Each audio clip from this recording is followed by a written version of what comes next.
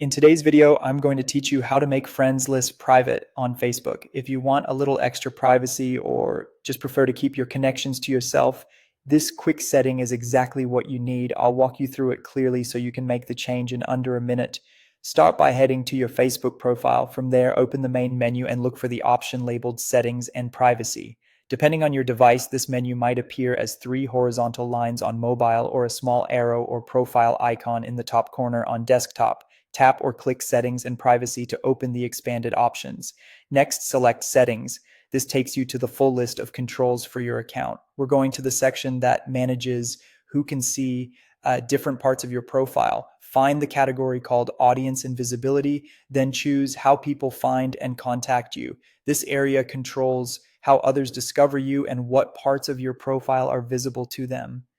Inside, look for the option that says who can see your friends list. Go ahead and open that. This setting decides who can view the complete list of people you're connected to on Facebook.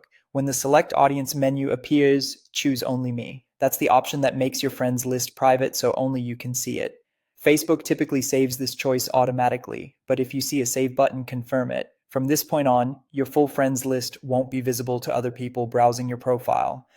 A few quick notes to set expectations. Facebook may still show mutual friends to others. That's normal and can't be turned off entirely.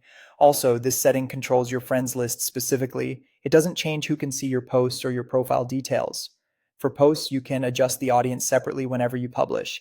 If you use both settings together, you'll get stronger overall privacy. If the layout looks slightly different on your device, don't worry, Facebook updates its design from time to time.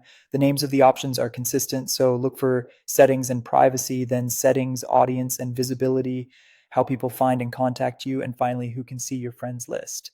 Choosing Only Me is the key step. That's it. Your friends list is now private, giving you more control over who sees your connections. If this helped, feel free to lock it in by double checking the setting later and enjoy a more private Facebook experience.